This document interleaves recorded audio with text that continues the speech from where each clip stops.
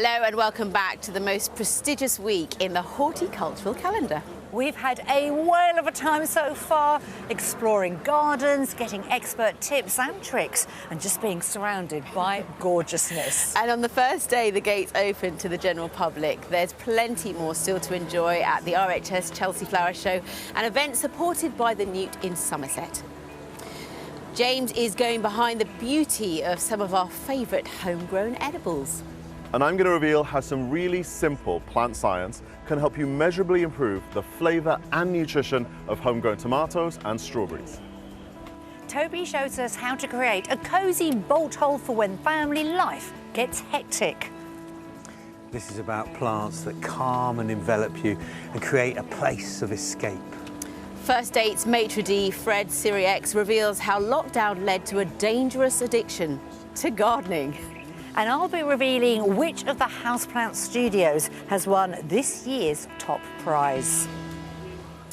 But first, as today's the first day Chelsea is open to everyone, we've got some insider tips to help you get the most from your day. We certainly have. Here's your ticket. Thank you. Shall we? Let's go. I'm in.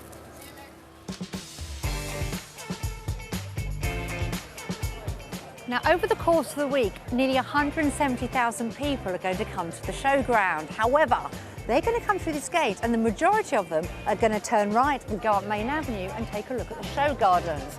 Here is a little tip for you. If you come through the gate and turn left, you can beat the crowds and go and get to see all those fantastic sanctuary gardens first.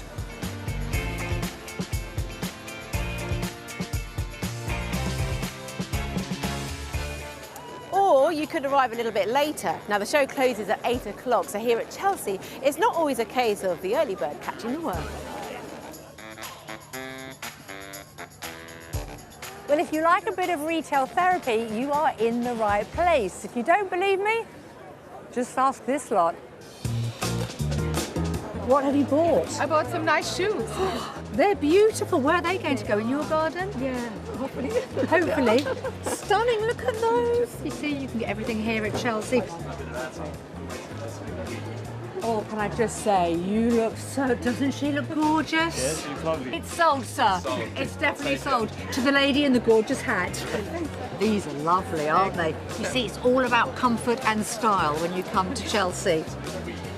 Serious ones, these, aren't they? Serious. Are you having a good day? Yeah, it's been lovely. Yeah? Very nice. Have you seen the gardens, or are you just doing the retail first? I've done half the garden so far, but I need to go and do the other side. So I've still got a lot to do. Enjoy the rest of the day. Listen, sun's shining. At We've last. dodged the rain. At last. It's going to be a good one. Thank you.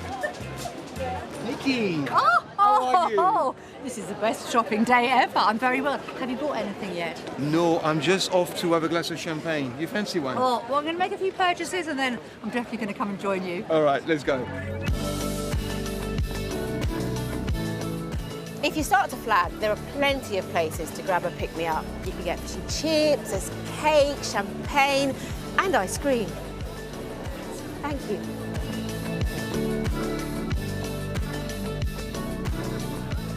My best bit of advice is dress to impress, but keep it comfy. The site is 23 acres, that's 13 football pitches, and you will be doing a lot of walking.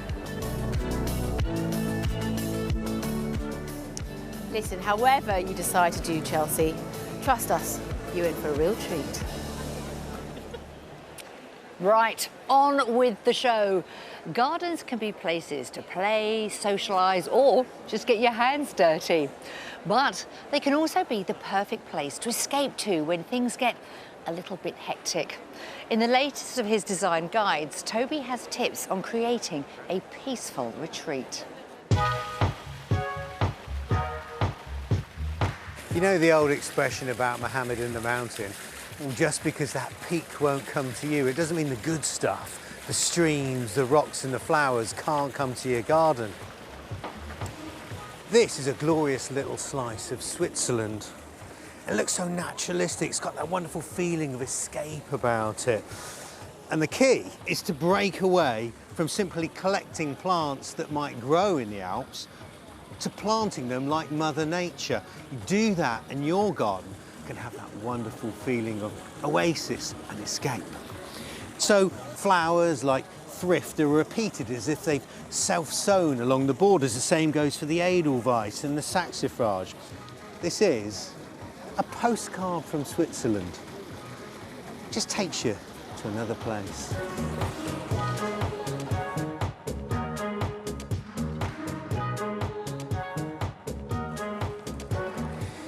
If you plant trees and shrubs around the edge of your garden, you create green walls, a cocoon that insulates you from the outside world.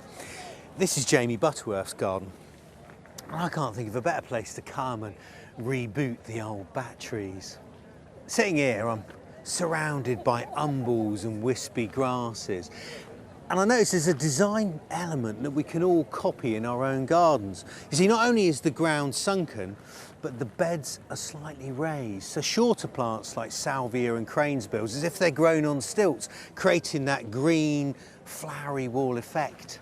If you want to create that oasis of calm of your own, there is one element you mustn't forget, and that's fragrance.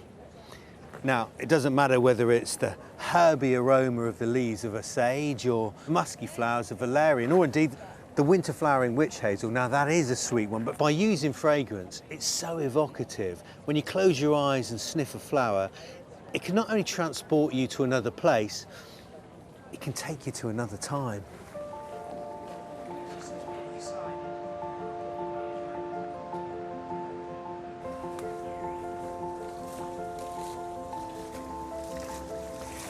Of course, hard landscaping, fences and walls are what are used to create a divide between you and your garden and the outside world. But they don't have to be solid. You put a pergola in your garden and not only will you be able to grow plants up the timbers, but light will come through the slats, allowing you to grow flowers below. And the splash of the water on this wheel, wow, it's mesmeric and hypnotic. But when you're designing your garden retreat, there's one feature you just can't be without. And that's a seat. Seats don't have to be complicated. I mean, this is just a stack of timber with a cushion on the top that's out when you are. I say cushion, this is a sumptuous Icelandic fleece. And what it is, it adds comfort. Because remember, a well-placed, comfortable seat is a destination. And that's where you'll head to when you make an escape into your garden.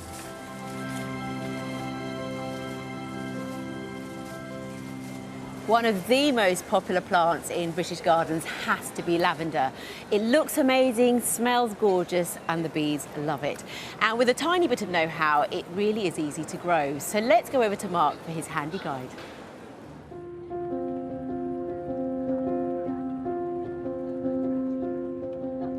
Lavender is one of those plants that really any garden should have. You can use it in a modern setting, you can use it in a traditional setting.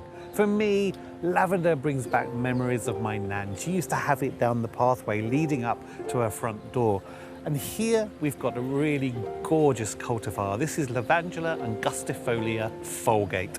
Lovely rich colour and the most delicious scent. Now, lavender angustifolia is also known as the true lavender or the English lavender, even though it actually comes from the Mediterranean. I know that's a little bit confusing.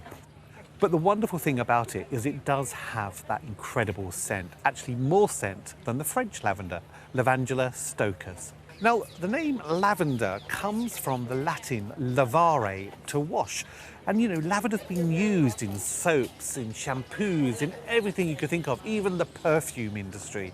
But that's why it's so great for a garden. You can line a pathway with it. Or, like we've got here, this lovely scheme of these orange and these purples. That orange pops against the purple. And the great thing about lavender is that actually it's really easy to grow.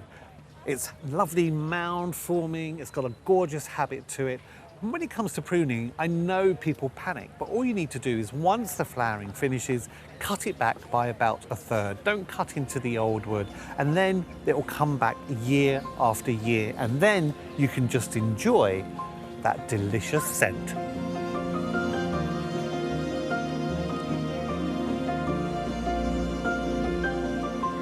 I've come into the great pavilion to the plant heritage to see this wonderful national collection of tender lavenders. Now, all of these are grown from seed, but you can buy some of them as young plants. Now, being tender, they will need some protection over the winter time, so around sort of a minimum of 5 degrees Celsius. But being grown from seed, it also means that once you grow them on, you can also collect your own seed. And from one single flower head, you can collect 100 seeds. Now, two of my favorites here, one of them is this one at the front. This is called Bucii var gracilis. These wonderful, slender, thin stems. But you've got to get in really close to see the detailing on this. It's absolutely beautiful. And one of the other ones that I really love is a tiny one. It's called Mairii anti-Atlantica. But it's not a normal lavender scent. It's almost medicinal-like. It's completely different, but absolutely gorgeous. Now, all of these are endangered in the wild, and it would be a crying shame to lose them. I wonder if I've got space in my garden for some tender lavenders. Now, please come and join me in this special woodland oasis. This is the Connected Sanctuary Garden, which was designed by Tina Swarnia, who is with me now. It's really special and beautiful. Thank you very much, Angelica. I'm pleased to see you here. Well, it's very enchanting. It's like a fairy tale feel. Is that what you intended to do with this? That is exactly what I wanted to do. I wanted the visitors and everybody would feel good when they see this, that this garden would bring them back to their childhood memories of lovely stories and just enjoying. And this is going to go to University College London, isn't it? It is. It is going on the 3rd floor where the patients and their families and nurses are able to enjoy this. Us humans, we are part of the nature, and we should understand that our connection to nature is very important. We can't survive here without the nature. Nature can survive without us. Yeah, no, exactly. And I know that biodiversity and the environment is really important to you. So how have you represented this in your garden? I'm using as a plant planet here in front of us, I'm using native plants. Only thing what isn't is the Sambuca black lace, but that is native in rest of the Europe. But for example, using plants like nettles or wild strawberries, or as simple things as daisies or digitalis, and just going and look at these flowers and plants and appreciating them more than what we do, unfortunately, at the moment. And like you said, nettles, they have medicinal purposes as well, don't they? They do. They're very important plant for butterflies, but you can make food from them as well. You can make lovely soup, or you can make it, they can be ingredients of the crepes. They have a lot of iron on them, and you have them in your garden if you just let them grow. Well, Tina, you've brought me back to my childhood here. It's absolutely wonderful. And thank you, thank you. Now, putting plants and flowers into the ground can feel like a long-term investment. And if you're renting your home, as a third of the country are, you might worry you won't be there long enough to reap the fruits of your labour. But Chris Bavin has met with a man who is proving that renting your home is no barrier to having a lovely garden. This is the Cirrus Balcony Garden, packed with wildflowers, perennials, herbs, a vegetable garden, and this is designer Jason Williams. Jason, hello. This is beautiful. Is this a replica or inspired by your garden at home? It is indeed. So I have an 18th floor balcony garden in Manchester, and this garden is basically a combination of all of the very best elements of my garden at home, including my fish pond and the arches for vertical growing. I mean, what have you tried to achieve here?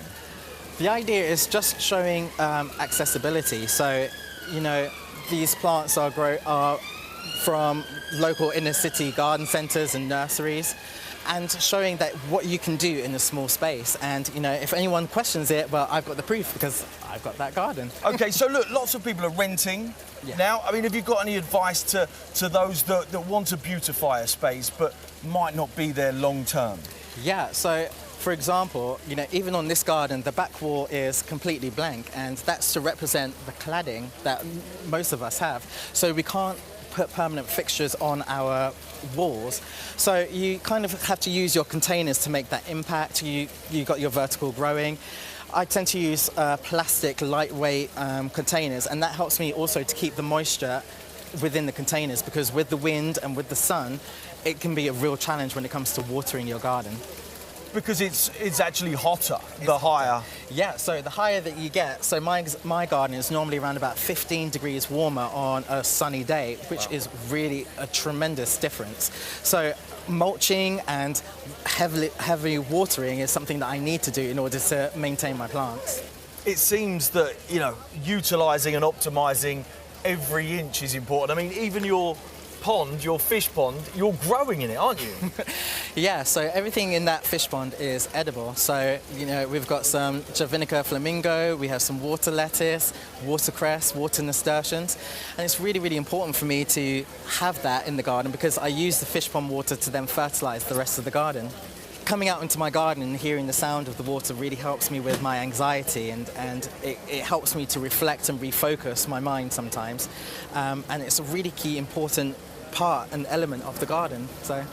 And I think it's probably something that people living in a flat assume they can't have, but actually it is possible, it is practical. Exactly, the whole garden. People will think that just because you live in an apartment and you have a balcony that you can't make a garden. Well, this is proof that you can. And if this isn't proof, my very own garden is, so there you go. Absolutely. Well, look, I think you'll be an inspiration to lots of people wanting to do more with the small space. Well done, congratulations. Thank you very much. I just love how year after year the showground is home to fresh new ideas and ways of gardening. And there's plenty more to come from the RHS Chelsea Flower Show. Nikki reveals which of the houseplant studios has taken this year's top prize. And I'll be weaving magic with a masterclass in creating a simple but gorgeous living willow sculpture. But now it's time to introduce a man who has truly shown us the art of putting guests at their ease. It's First Dates maitre d', Fred Siriex. Welcome to Chelsea. Thank you very much. You're used to incredible entertaining spaces. How does this garden go? It's incredible, how beautiful, how serene, how peaceful. I mean, listen to the birds. I know. And that's what I love about gardening, is that you are right in the middle of nature. You're part of nature. And that's what it makes me feel, part of nature. You listen to the birds, you look at the plants, and every day, you know, every single morning, I do a lap round the garden and I look at all the plants. Every single one of them. I look at them and I look at how they've grown, what's happened during the night, what's going to happen, whether it's sunny or not. Some of them react different to the sun. Yes. And depending on the time of the day that you look at the plants, they look different. It's almost like having pets. It's a strange feeling because I just got into it a bit late, you know, after the lockdown. So why is that? So as a child and growing up, you weren't into gardening. You've just sort of discovered it, have you? I wanted to party when I was a child. I mean, not when I was a child, when I was a teenager. You know, I wasn't interested in gardening. I'm liking the honesty. So, no, my parents were gardening. My mum had beautiful roses. They tend to their garden. And, you know, before we're talking about the difference between French and English gardens or British gardens. I was going to ask you about that. Yeah, is there a big difference? Well, we don't garden naked, so if you thought that was the case, it's not true. I'm disappointed now. No, but I think that here in the UK, we do it to a different level. I don't know of another flower show like the RHS Chelsea show, you know, in France. I don't know anything I mean, look at this, how prestigious, how incredible it is. I mean, look at the installations. They are stunning. So I'm thinking, you know, you're used to seeing fantastic, or being in fantastic restaurants with first-class food and wine. But when it comes to your garden, you know, entertainment is key, isn't it? So do you entertain in your garden, or do you like it to be quite private, just for you? Is it your sanctuary? Well, it depends on the weather. At the moment, the weather hasn't been this good to be able to entertain, even kind of early evening. You know, it's kind of chilly, so it's better to be inside. But yeah, when the days are nice and the sun is out and it's hot, it's lovely to be in the garden and to look at it. But at the moment, it's growing. It's not, you know, like this one. It looks like it's fully formed. Mine is still growing and finding its own feet. And I am looking for the gaps where, you know, it's missing a plant here, some flower here. What type of flower? Sorry? Are you knowledgeable with your plants? Do you know all the names? Because, Fred, no. I struggle. I really struggle to remember the names. No, I'm not very good. I just go to garden centres and I think, I like that, I like this, I like that.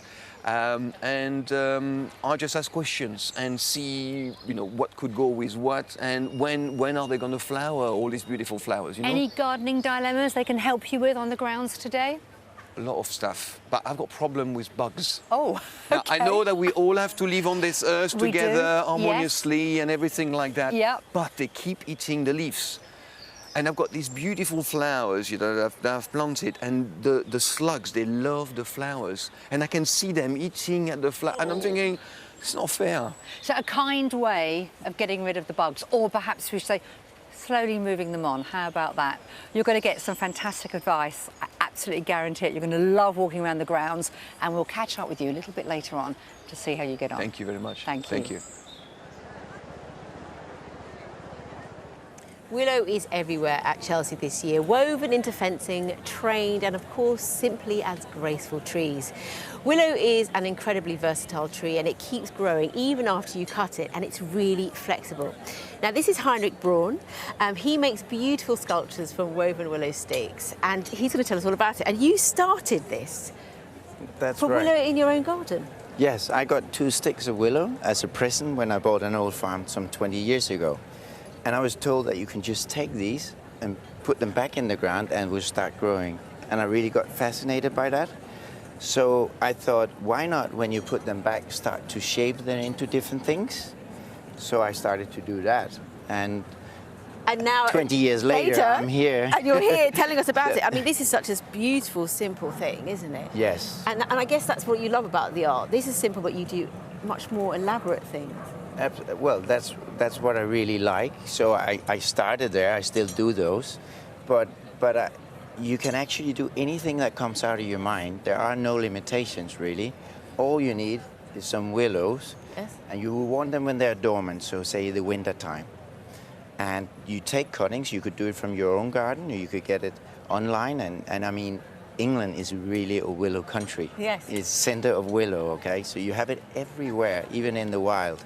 Well, Heinrich, you are going to give us a step-by-step guide so we can create our own beautiful willow sculpture. Absolutely. So let me show you how you can actually weave one of these lovely willow trees yourself. All you need is willow, obviously, some soil, a little pot, your secretor, and a few cable ties. And first you make 5 dots, and you simply just stick in the willow. It looks a bit like a bit of chaos here, but there is a system. And we want them to cross each other. So all of those on the inside, they need to go on the outside. So we want to make that nice harlequin pattern. To make it simple, we use ties. Tie the next one up. So this one on the inside now has to go on the outside, like that. We'll just keep on building to the height we want.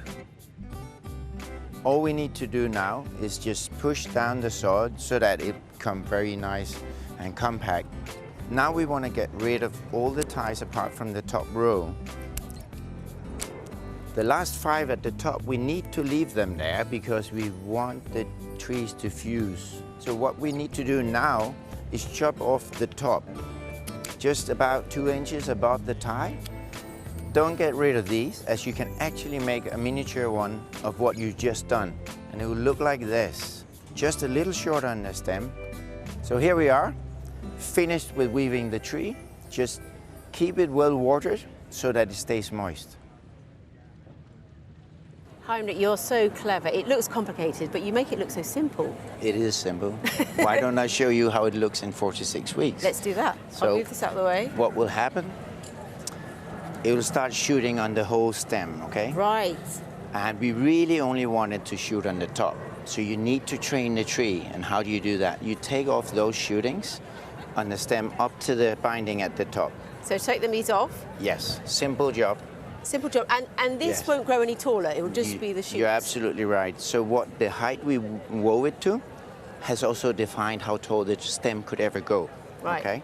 It will thicken up, and in just another 4 years, you might be able to see here how it will fuse at all joints, okay? Yes. So those 30 trees now will merge into one in just 4 or 5 years' time.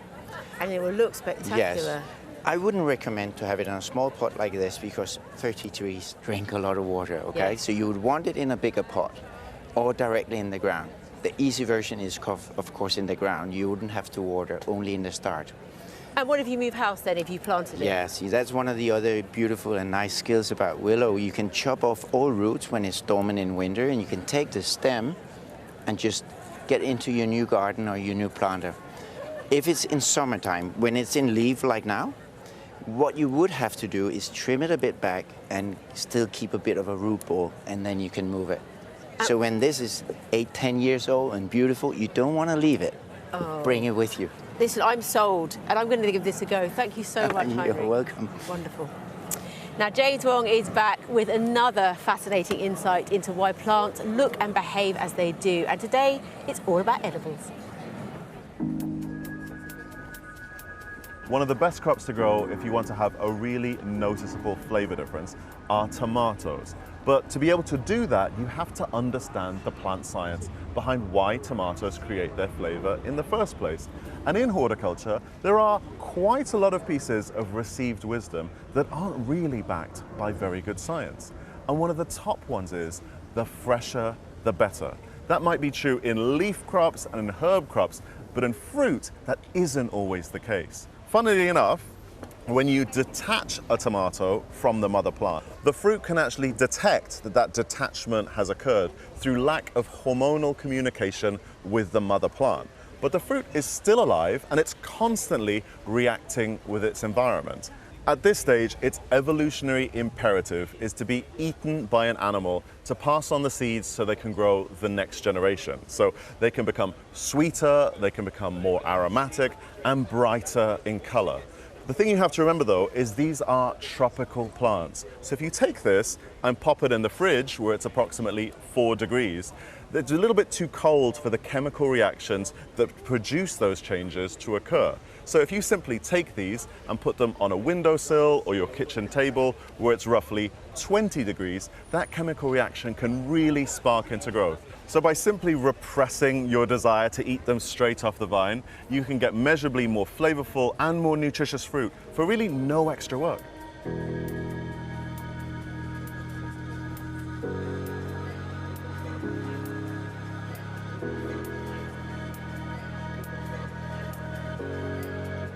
All crops in the Brassica family get their characteristic flavor from sulfur compounds. They're responsible for the bitterness in things like Brussels sprouts and broccoli, right through to the fieriness of things like rocket. And they get that sulfur from the soil that they're grown in. The tricky thing is, most UK soils are sulfur deficient. So if you want the very best flavor, you might have to add a supplement.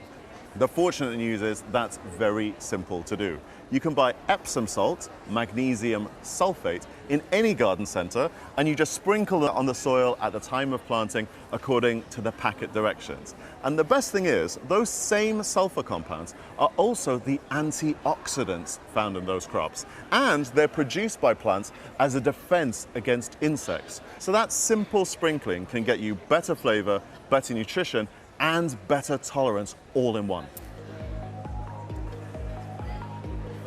When it comes to strawberries, there is perhaps an unexpected way to improve flavor, and that's through botanical mind games. And that's because strawberry plants can detect the presence of competing weeds around them, and they can even fight back by producing larger, sweeter fruit. And they do that by detecting the wavelengths that are reflected off the weed species.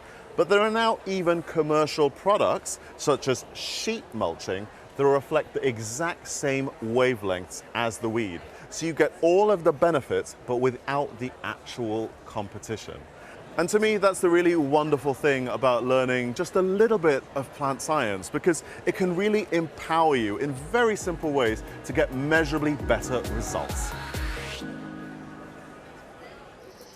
The Houseplant Studios were a new category at Chelsea last September, and once again they have been a resounding success, showcasing brilliant ideas and innovative designs.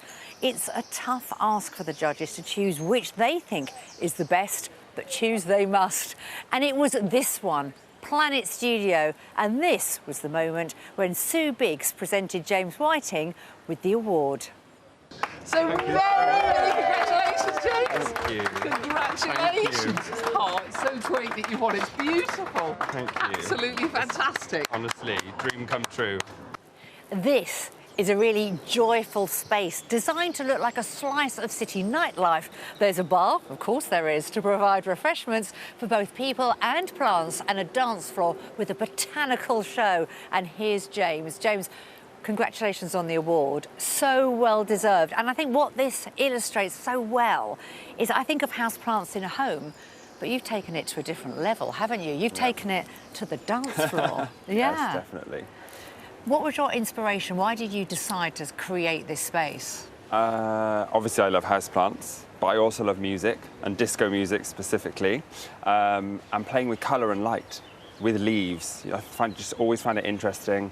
And, you know, during lockdown, we were having lots of Zoom parties, me and my group of friends who were all around the country, and we would theme every Zoom party. And obviously I was always pushing disco. Let's do a disco night, let's do a disco night. I'm liking your life, by the way. My Zoom calls were very boring. And I just wanted backdrops for our Zoom calls. So I would bring in the disco balls and the glitter and just colour with whatever I had in the house and bring all my plants into shot. And kind of my friends were just waiting to see what ridiculousness was coming next. I mean, there was a bit of fancy dress involved as well, some terrible wigs. But yeah, it was just having fun with, you know, plants in my home during that period has kind of translated. Do you actually have a garden? No, I don't. I have a very tiny balcony with not a lot on. So this is your garden? This is my garden. So I garden indoors, like a lot of young people who rent a flat, you know, wherever they are in the country.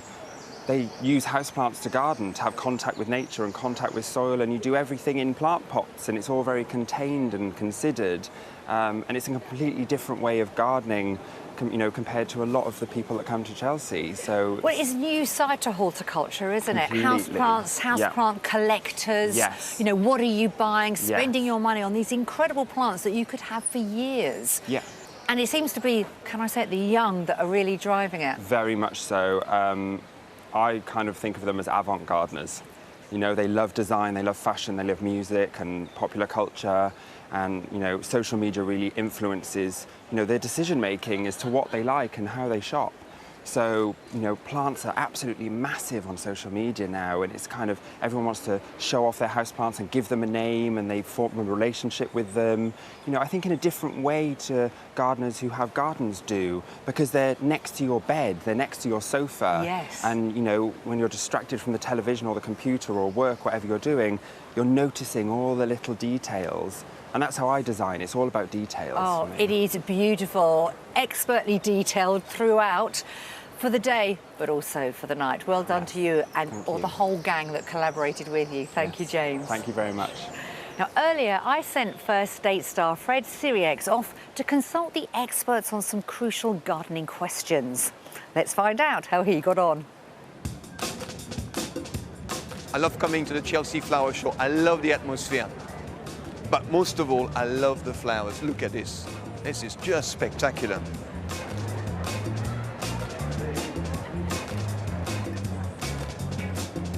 Hi, Jimmy. How are you? Not so bad. You okay? Yourself? Yeah, Good to see you. You too. I've got something to ask you. Okay. Let me show you. I have a beautiful maple tree. Look at that. Yep, the Shirsoanum aureum, known as floating cloud tree. Beautiful. I just need some tips on how to look after it because it's so delicate. Yep. And I just want to make sure that it's a happy tree. No worries. So the main thing you need to worry about is your watering levels with it. Aces love water. They don't like sitting in it, so you need a very nice, well-drained soil is the main thing for it. Right. It doesn't like to sit in, especially in the winter, because it can rot the roots.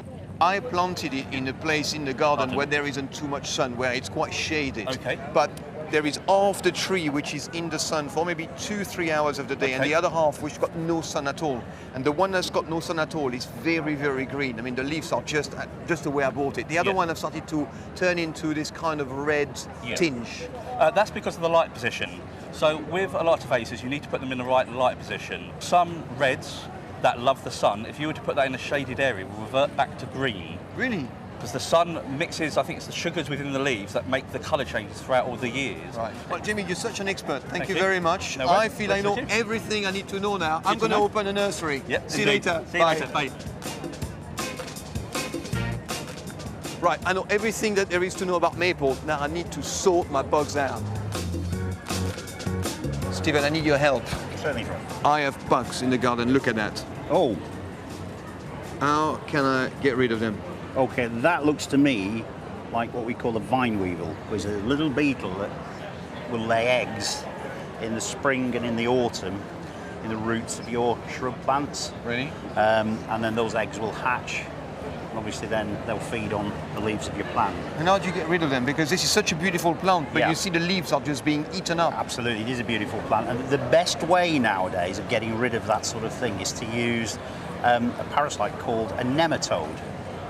And that's something that you would water into the root of your plants once in spring, once in autumn, water it in, keep it nice and moist so that the parasites can move around, and those parasites will then eat the larva and hopefully break the chain of the bug. So this is totally organic, right? Totally organic, totally biological, and you should be able to buy it from most reputable garden centres. And it's brilliant. It's respecting the ecosystem. It's good for the Absolutely. planet. I love that. All right. Thanks very much. Not a problem Take at all. care. Have a good Thank day. Bye. I love Chelsea. There's just a couple of hours left to vote for which of the 13 large show gardens you'd like to win the BBC RHS People's Choice Award 2022. And here are the runners and riders.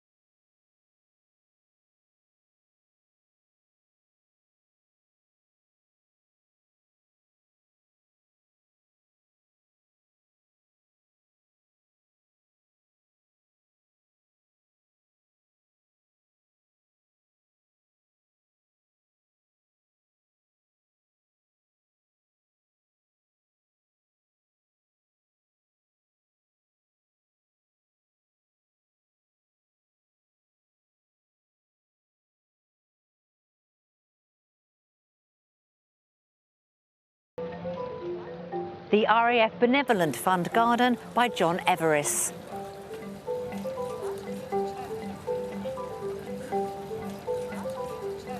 The Meta Garden, Growing the Future by Joe Perkins.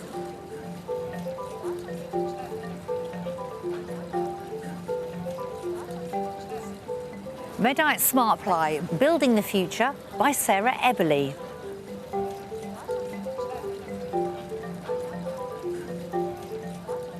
The Perennial Garden, With Love by Richard Myers.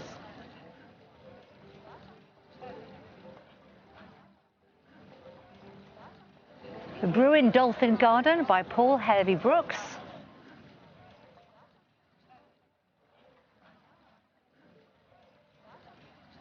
A Rewilding Landscape by Lulu Urquhart and Adam Hunt.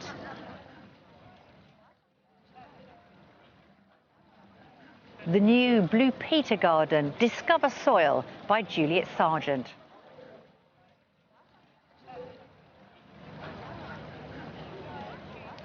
So to cast your vote for your favourite garden, go to our website bbc.co.uk/Chelsea, where you'll find all the details along with the terms and conditions and privacy notice.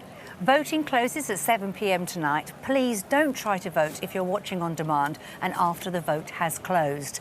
Now, though, we're delighted to welcome Toby Buckland to the Chelsea Clinic. Hello. Oh, it's lovely to be back. Are you ready for this? Well, as ever, I will be, you know what I mean? All your expertise, knowledge. He's good. We're going to start off with an audience question. Okay. Tonya is here with a good one Hello, for you. Toby. Nice to meet you. I've been growing aeoniums now for a couple of years, and I learnt very quickly the first year I put them outside in the winter that I lost nearly all of them to the frost. My question is it possible to plant them anywhere in a garden or outside in the winter rather than bringing them in every winter? You sound like the kind of person that keeps lots of those spider plants. You know, when you get hundreds and hundreds and your house gets taken over. Exactly. I would stick some outside, leave them in pots, but tip the pots on their side so they're completely drained of water, and keep your fingers crossed.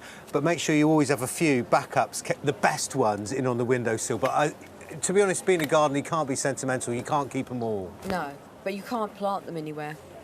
Well, if we don't get a frost through winter, you just need to control that moisture. That's the main thing. Thank you very much. Martha Johnson's been in touch. She says it's a spray bottle, so misting better than a watering can. Oh, Martha, do you know what it is in one instance? It's when you're watering seedlings. If you use a watering can on seedlings, they just all get knocked over or sloshed to the side of the pot. So I use one of those misters just to keep the surface moist, particularly when you've just sown seeds. Makes a massive difference to success, that. It works a treat. Obviously, for misting plants, it's fine, but you'd never... I mean, if you got a tree in a pot, you'd be there for days. I'm keen. We've got Suzanne here now. Hi. Here at Chelsea today, it seems to be all about the native plants. There's a lot of native species. I've got quite a lot in my garden. Looks a bit like a weed patch. What can I add to it or take out from it to make it look a bit more as it should? Yeah, well, the one thing is if you're going to have a more, well, I'd say shaggy, naturalistic look, never neglect bulbs. So Camasias, plant them right the way through it. Obviously, have daffodils to start the year. And then you could mix in some lilies later, you know. But the thing you've got to accept is, we call them weeds for a reason. They're not just wildflowers in the wrong place. They're plants that don't want to leave. You know, exactly. So be ruthless. OK, be ruthless. I'll do that.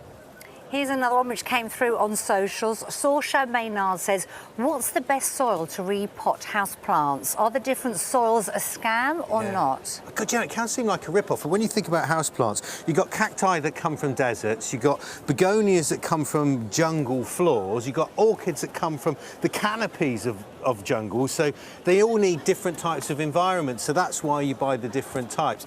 I mean, if you've got a cheese plant, something that grows really quickly, that's telling you that it's not fussy, so you can stick any old stuff in there. Is that right? And if you've got soil in a bag, is there a shelf life on it? Do you know, it's really coming round now to having a best before date.